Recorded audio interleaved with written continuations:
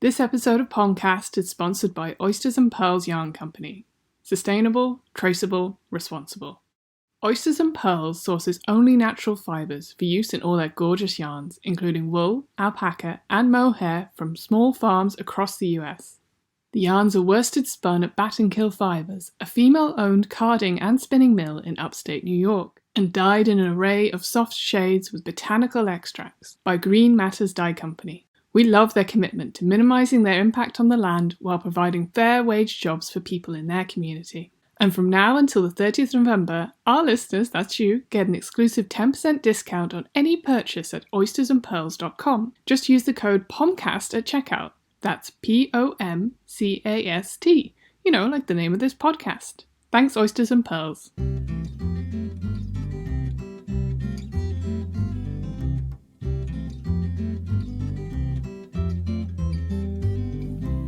Hello, and welcome to Pomcast, the podcast brought to you by Pom Pom Quarterly. I'm Lydia Gluck, and I'm here with Sophie. Oh yeah, he's Scott. My name's changed for this podcast. Hey guys. How are you today, Soph? I'm still the same person. I'm fine. How are you? Here we are having a little chat before our interview-based episode. Who are we chatting to this episode, Lydia? Today we are speaking to the Burgin twins, so that's Sachiko and Kiyomi, because we very recently published their book, Moon and Turtle, published through Pom Pom Press, and so we wanted to have them on the podcast to talk to them about making the book. Yeah, this was a project that started all the way back in 2018, 2019. Yeah, I think the conversations, that we had with them kind of speculatively possibly happened in 2018, and then before we started recording I had a quick look, and it looks like the first murmurs of making this book happen were in sort of mid 2019, and the book was originally supposed to come out last year in 2020 but had to be pushed back for reasons that I'm sure everyone will be able to guess. Yeah, I was just trying to think of a metaphor for the turtle peeping out of its shell, starting to come out, just peeping, or maybe the first slice of the moon, you see that. But yeah, now it's a full moon, the turtle's out of shell, and we have Moon and Turtle live in the world. You might have seen it on Ravelry, maybe in your LYS, maybe on the Pom Pom website. Obviously the twins are going to talk about the book and all the ideas and the process of working on it, because it's very interesting working as a collaboration, obviously as twins, and I think projects that are collaborative are interesting anyway, so we'll hear a lot more from both of them about that. So it's nice to have a quartet of voices on the podcast for this interview, but we thought we'd just sort of chat about our highlights from Moon and Turtle for you folks, so you can maybe check out your favourites too. The book is accessories and garments, and it's one of the sort of cornerstones is this, its versatility and its options to alter or customise a little bit, which I think is a cool vibe, don't you? Definitely, yeah. So in the book, you can see each kind of sample, each pattern. There's various different versions of it. So you can have a look at how it looks in its kind of iterations, which is a lot of fun, and different colour combos too. And I was also going to say, if people have not seen or heard of Moon and Turtle yet, and this is their first seeing and hearing of it, then they might also remember various patterns that Kiyomi and Sachiko have published in Pom Pom magazine before. We've worked with them a lot, and that's why we wanted to publish their book so badly, because they're excellent designers and we've always loved everything they've ever done for us. And now we love all the things in the book. Yeah, we do. So I hear you're into the socks.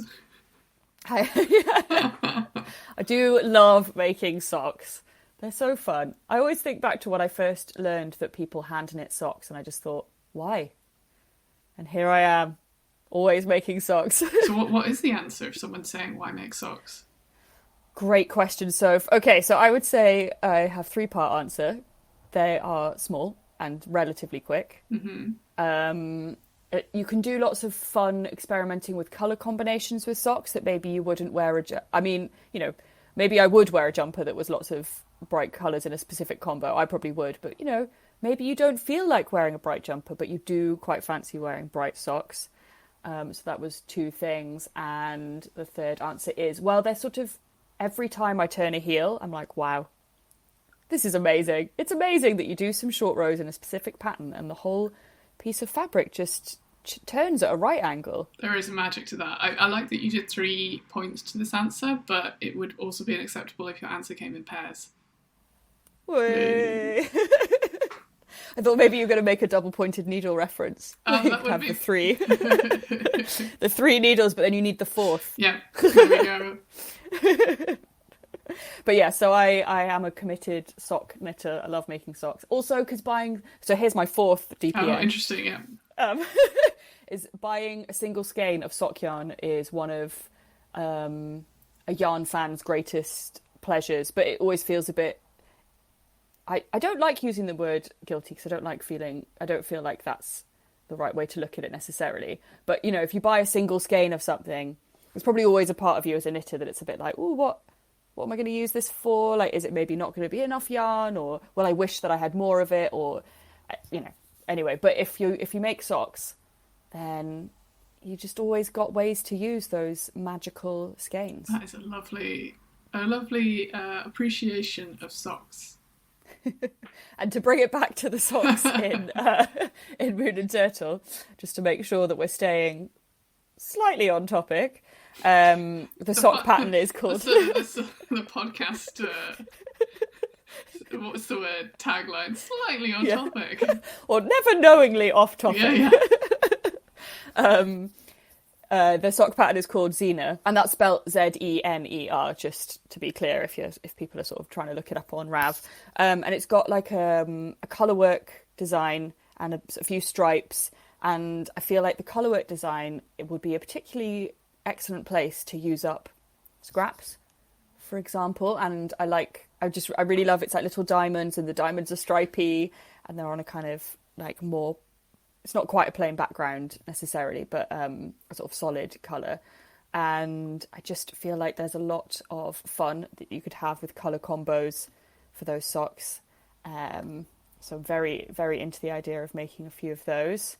And then in addition to the socks, I mean, I'm struggling a bit. I love the Pokapoka hat, which is a kind of reversible hat, and on... I don't know if it's all of the samples, but certainly some of the samples, one of the sides is mohair, and then the other side is non-mohair, non-floof. So that's the design for the floof and the smooth, you know? And I love the fact that with this hat, you kind of have an option to make like a little like nubbin at the top, so it's like a little acorn. Makes it especially adorable. Yeah, that's true. But yeah, I love that you could have the mohair bit on the inside for floof insulation, but you could have it on the outside, and then if it is on the outside, then you can kind of see the colour from the inside slightly peeking through, because the mohair is a bit, it's not completely opaque. I just think it's fun to have reversible designs. Oh, for sure. You know, yeah. Today I feel like wearing it this colour, and tomorrow this other colour. And yeah, it just seems like a lot of fun to make, and also very practical for a colder climb. Yeah, well, you know, the Burgin twins are based in Canada, so there is that focus. Yeah, they get the snow. Yeah, they get the snow. Actual snow. And I know that I was only supposed to have 2, but I'm just going to do a little shout out for the Ginseng cardigan, because as I was looking through the patterns again today to choose some faves, which is difficult to do, I saw that cardigan, I thought, that is such a good classic Kordy. Yeah, well, the twins do mention that in the chat, so we will. Yeah, I think it's definitely needs its time to shine again. They're all great, but a certain highlight for me and a lot of the Pom team is the Kordy jumper, which is actually the colour work jumper that's on the front cover, so you might be familiar with that. And it's fantastic colour work yoke. I should actually say there's a great blog post on the Pom website where you can see about swatching. Obviously, there's great colour work ideas in the book, because the twins do love a bit of colour work, a bit of colour combos, and it's one of those fun things where you can sort of choose something bright, something sassy, something more muted, earthy. I don't know. There's just so much fun to be had with the colour work yokes. That's definitely on my list of top ones. It's got It's got the kind of like amazing like diamondy zigzaggy kind of Yeah, color work. Yeah, yeah, it's yeah, yeah. very like jazzy. And I've definitely got to give a shout out for Cesium Redux. Yes, so that was the one that was based on Sachiko's design from issue 19, which I made. Yeah, you made it in a fun purple. So yeah, this Mm. is it's a jumper design, sweater, if you will, in issue 19, and in the book they have updated it, so it's also a cardigan, and it has these cables on the front, cables down the arms.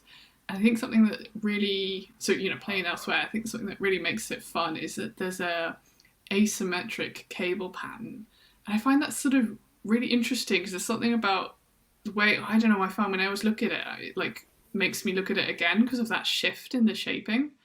I think that's a lovely detail about this design. And now you can have it in Yeah. a cardigan. Yeah. Yes, because, sometimes you want things to be a cardigan and sometimes you want them to be a jumper, and Moon and Turtle allows you to make those kinds of decisions. Well, obviously you can see we're excited about Moon and Turtle, and we're excited to chat more with the twins. As we said, Moon and Turtle's available on the Pom Pom website. You can find it in your LYS. And do you know actually we do gift vouchers on the Pom site now, Lydia? Yeah, yeah. So we finally are able to offer those, and we thought we'd give them a shout out here because, who doesn't love a gift token? Who doesn't? I do. I do, yeah. So we'll have a chat with the Burgin sisters. Hope you enjoy. As always, you can always find the show notes, any information, and photos and other delights on the Pom Pom website. We'll put a link to that within the podcast. You can have a look while you're listening. Indeed. And yeah, thanks again to Kiyomi and Sachiko for taking the time to chat to us. We really enjoyed it, and we hope that you do too. See you next episode, pals.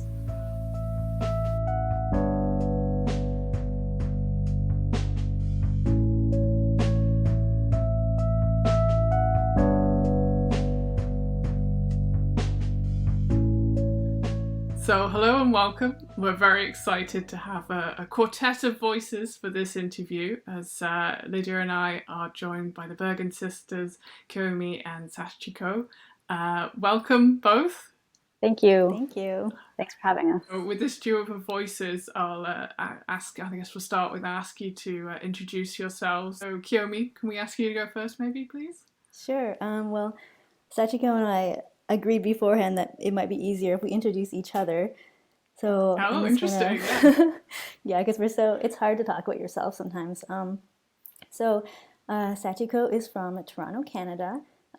She is a design school graduate. As well as being a knitwear designer, she is a silversmith and jewelry designer. And she is a maker of all things creative and cool, in my opinion. A cat mom and my twin sister. Cool, thanks. That sounded really good. Well, okay, now I'll go ahead and introduce my sister, Kiyomi. So Kiyomi, she is a very quiet and sensitive person, hardworking, very resourceful, and very crafty.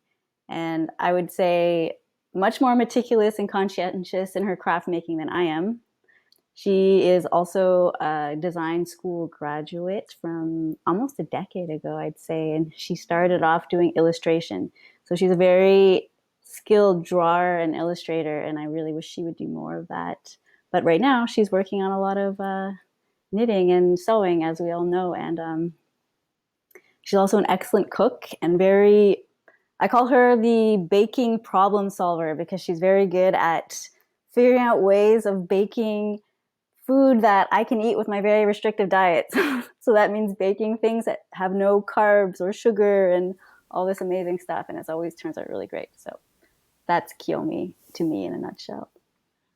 I love that there's the Venn diagram of where you guys overlap in the middle with some of those things. That was a lovely introduction to both of you. Yeah, that was so nice.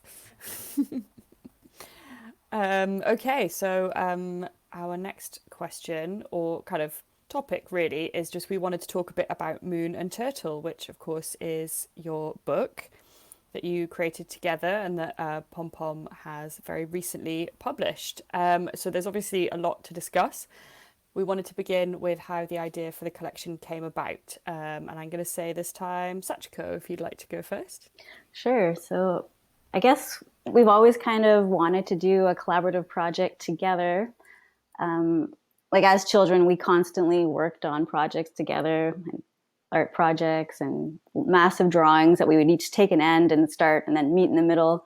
So, I mean, now that we're, I guess, adults, I always feel weird saying that. We're like, well, why don't we collaborate on something now where we keep our stuff so separate, but yet we do the same thing. So it's been a idea we've had rolling around for a while to actually work on a project together.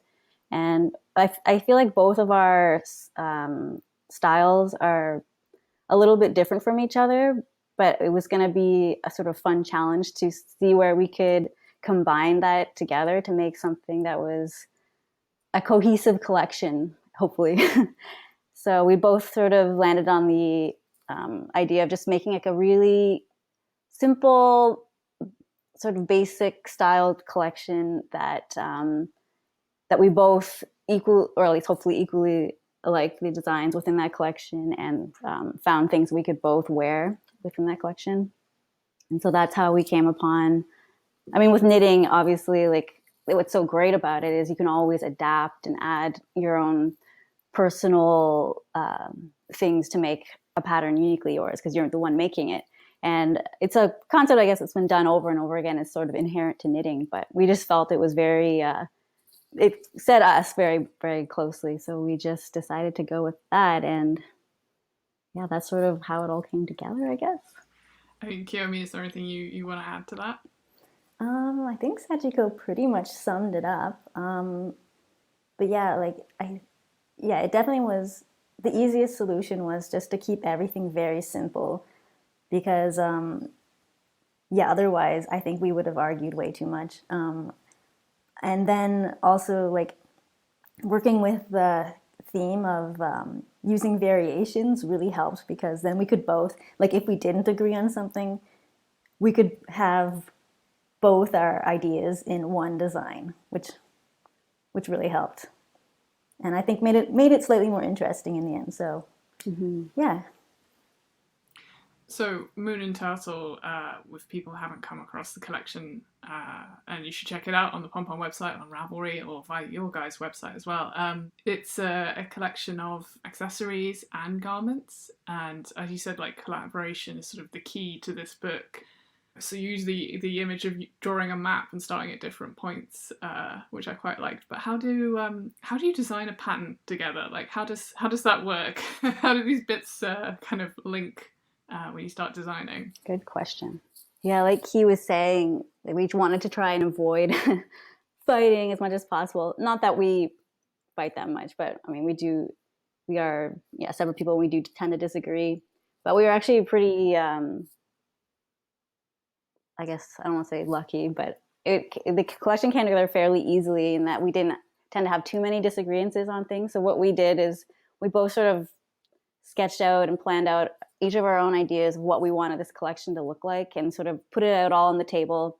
And then we found that we got really excited about each other's designs, which was great. And from there, we sort of just started expanding on ideas and looking at one thing. We kind of started off with what we wanted, we were like, okay, we're going to have this many garments and this many accessories, and sort of divided it up and say, with like our basic simple shape concept, we just drew a bunch of ideas from there. And yeah, it was actually really fun just to sort of say, hey, maybe we could make this one, a yoke sweater instead. Like, I think there was a few designs in the collection where we started off really excited about them. And as we talked about it and sort of developed them together, we were like, actually, this is no good. Let's completely start over. And it was also really fun to be able to encourage each other where each other's strengths laid. Because at first we didn't even have barely any color work designs. And I've always thought Kiyomi's color work design strength is very strong, much more than mine. And I was like, what are you doing making cables? You need to do color work. And so we just kind of pushed each other and prodded each other to where our strengths were. And I think that was really effective and also fun. in that way of collaborating. And after I guess we were through with that, we sort of had to delegate who was going to do which design because, well, we couldn't really write a pattern together or knit a single garment together because I think that would be a little bit hard. So we kind of looked at who enjoyed knitting what type of garment or who was better at what and divided them up that way. Like Sachiko is a sock knitter and I'm not. So obviously she got the socks. I love knitting hats, so I took on the hats and then, yeah, we kind of did it. We kind of broke it up that way, which made it a lot easier. Sounds like you have very complementary skills in that respect, rather than you both, fighting over who gets to knit the socks. Yeah. It's funny how it worked out in a way, actually. Just like I find Key is a lot more form oriented sometimes than I am, but also Really, I thought you were more form oriented. Well, I mean, just in terms of technique and also technically with grading and stuff, you're really good at that, I think. And so it was also really nice to be like, oh my gosh, like, can you check over my pattern? And then we kind of checked each other's and helped each other with that as well. So it's nice to work with somebody who shares a similar skill set, but then also has different ideas and skills within that skill set. So it's very helpful. And yeah, it also helps that we're not shy with each other. So we're okay with being completely honest and telling each other if something is crap. Yeah, which we did a few times for sure. Yes, editing is a useful skill. Lovely. So I think the next one thing we wanted to ask is, well, it's a little bit asking you to play favourite, so I don't know how you're going to feel about that. But we wanted to know which design from the collection from Moon and Turtle do you find yourself reaching for the most? And let's go with Kiyomi for the first answer here. Yeah, like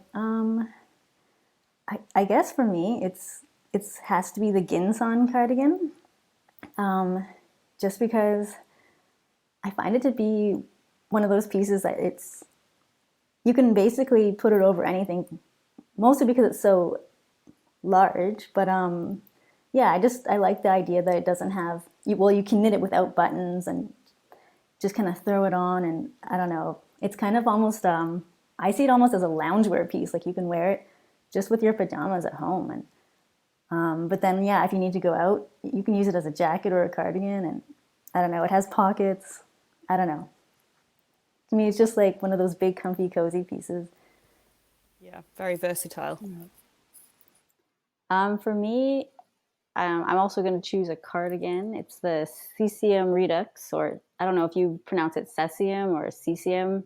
I went through this whole pronunciation internet dive, and I couldn't really find an exact answer, but I call it the Cesium Redux, and particularly the cardigan version, just because, I just feel like it's one of those pieces in a wardrobe that is so versatile, and I've always preferred cardigans over pullovers for that reason, because I mean I'm constantly layering and delayering throughout the day, so that's what's great about cardigans. And as well, you all at Pom Pom know, that's a redesign of a previous design from a few years back, and it was nice to sort of have an opportunity to redo that one in a way that was more versatile for my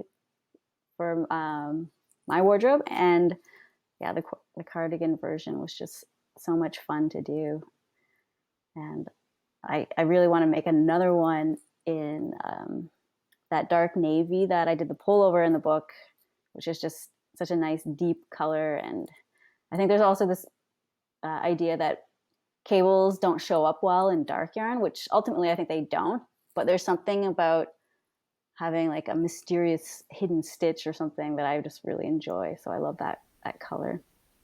So that's my choice. Excellent. I like the shout out for cardigans, but again, as we said, like the keystone of the book is the versatility. It's like it also comes in a jumper version. Yeah. So,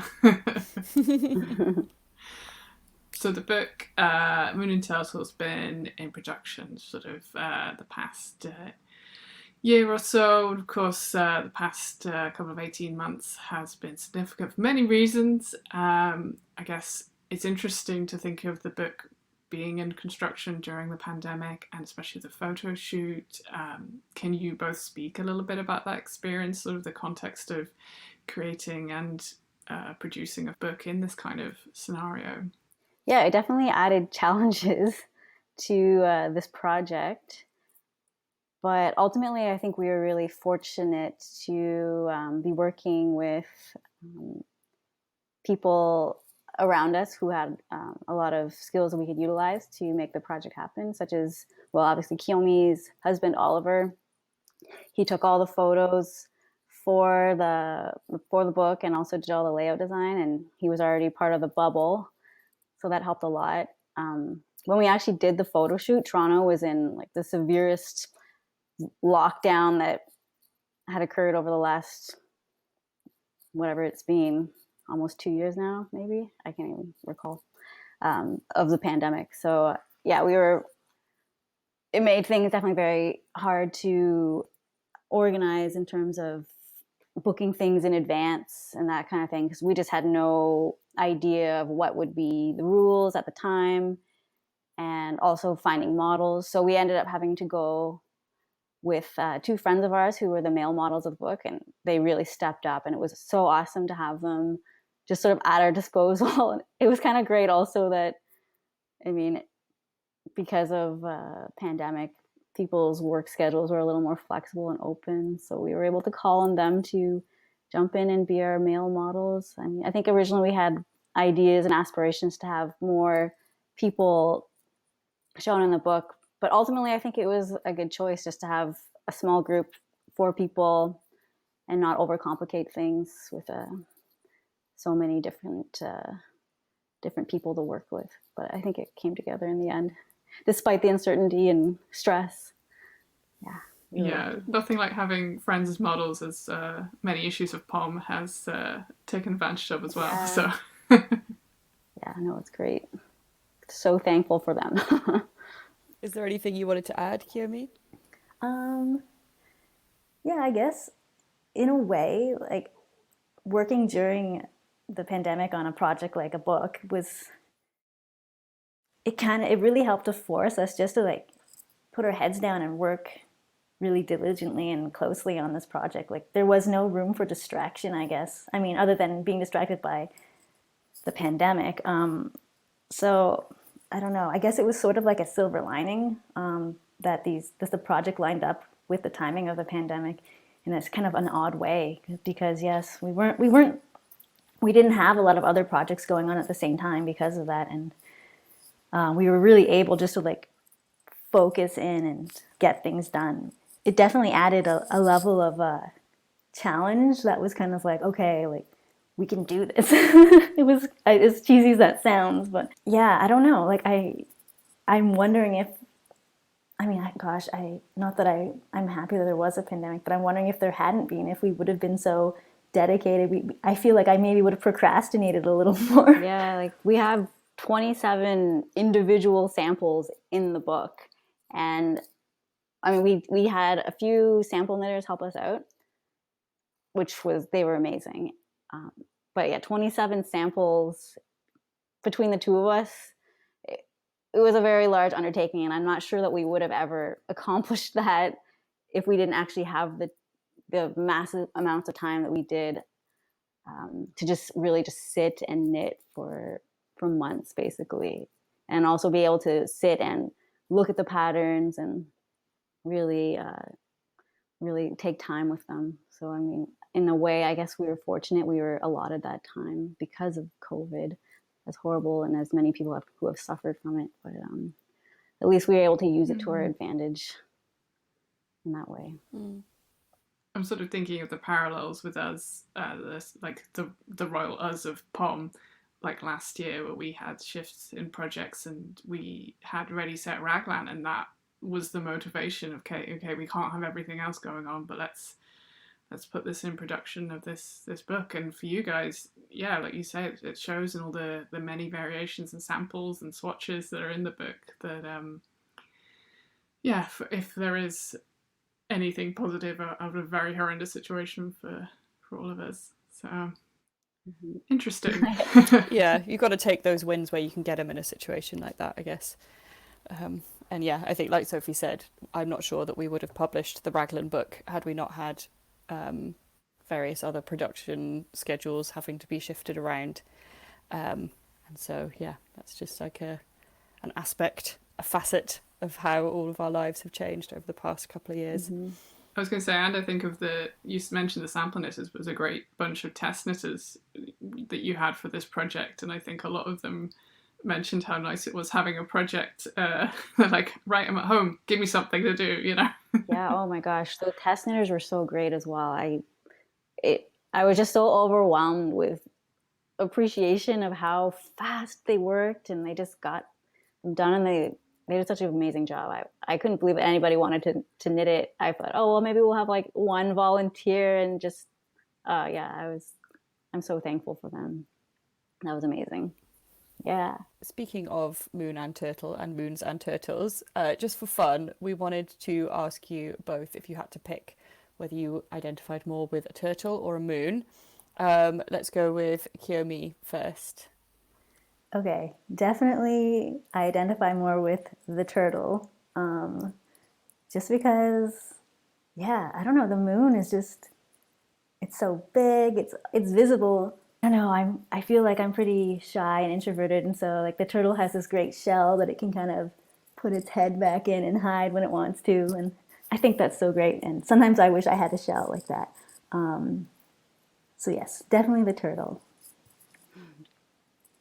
I mean, I guess I would love to say I identify more with the moon, and say that I'm big and bright and shiny in the sky. I think maybe just my forehead is that shiny. I don't know, but yeah, I'm gonna go with the turtle as well. I don't know, maybe more with the fact that I'm just a little bit of a curmudgeon in a way, and I mean, turtles have a very endearing sort of grumpy face, and so I can identify with that grumpy face early in the morning or even late at night. So yeah, I'm gonna say turtle. I don't know if anybody's Googled what a soft-shelled turtle looks like, but they're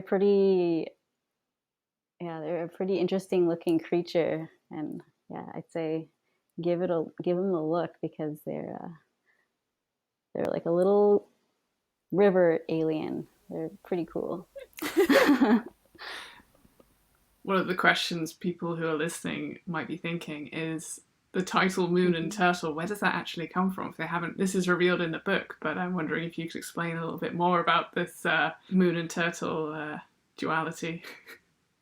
Yeah, Key, do you want to take that one? Okay, well, moon and turtle, I guess our simplified English translation of the Japanese idiom suki to supon, which means moon and soft-shell turtle, which is an idiom that's basically the same as the English idiom, which is chalk and cheese, which is used to compare two things that look the same but are actually both quite different.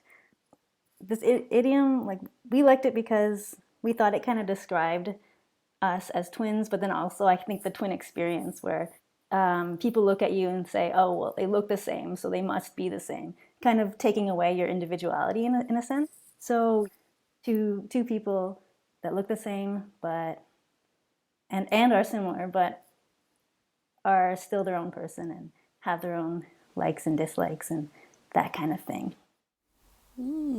Yeah, it's such a good one. And I think especially having had you both introduce each other and kind of outline the things that you sort of like admire about each other or that is specific to, you know, the other twin.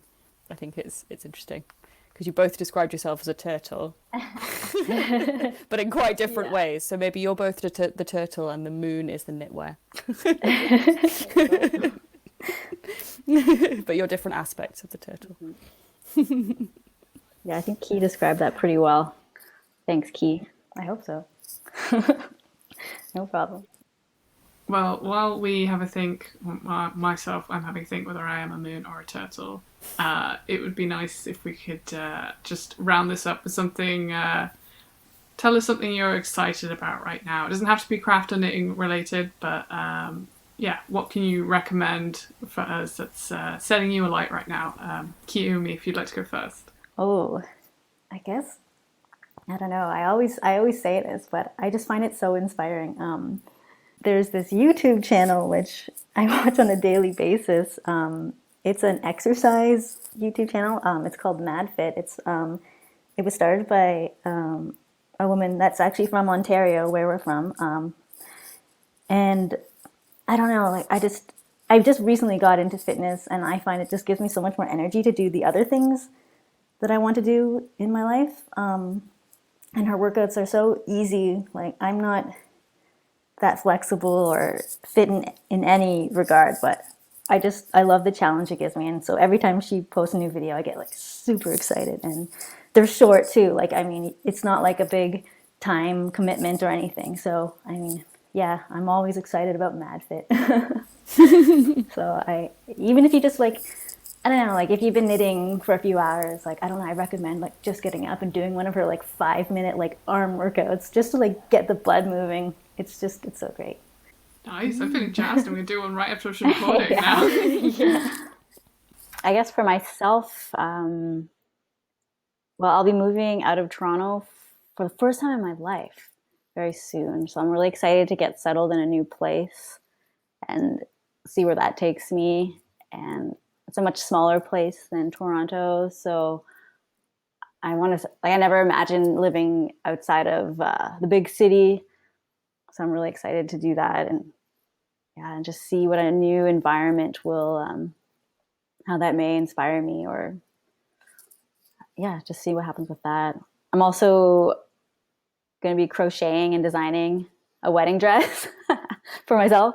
So I'm really excited to do that. And hopefully it works out. Oh my gosh, it might just look like a terrible doily 70s disaster, but I have hope that I can get that happening. I have absolute faith that your dress will be incredible. It's going to be black too. I was like, I'm not really into the white wedding dress thing. So I just had to go with what I felt I'd be comfortable in. And my wardrobe is basically all monotone. So here I go. That is very exciting. I can't wait. I wonder if can you share progress pictures like that? Or are you going to keep it all in wraps until it's the big reveal? I mean, if it looks good in progress, I'll share it. If it just looks, it might be pretty wonky. I used to only crochet. That's actually how I started. Before knitting, I was just a crocheter. And I kind of like left all my crochet hooks in the dust for a while now, but I'm really excited to see if I still know what I'm doing with that. I'll find out soon. Fantastic. That is exciting. I actually also used to crochet, like I was a crocheter before I was a knitter. So maybe this is a good bit of inspiration for me I don't need a wedding dress, but I could crochet something else. Yeah. Oh, well, it's been such a pleasure to talk to you both, Kiyomi and Sachiko, about Moon and Turtle. And obviously we've not done much Pomcast recently, Sophie and I, so it's such an honour to have you here with us for this episode. And thanks so much. Thank you. Thanks so much for having us. It's been fun.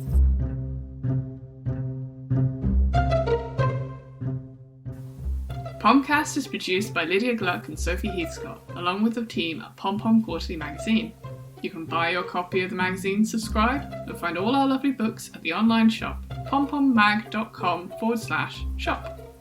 Big thanks to Eli Block for creating the original music for this show, and for being an essential part in creating this podcast. And thanks to Portmanteau Music for the tracks that we used in this episode. Thanks as always to Megan Fernandez, co-creator and editor of Pom Pom Quarterly, and a huge thanks to the whole Pom Pom team. You know who you are.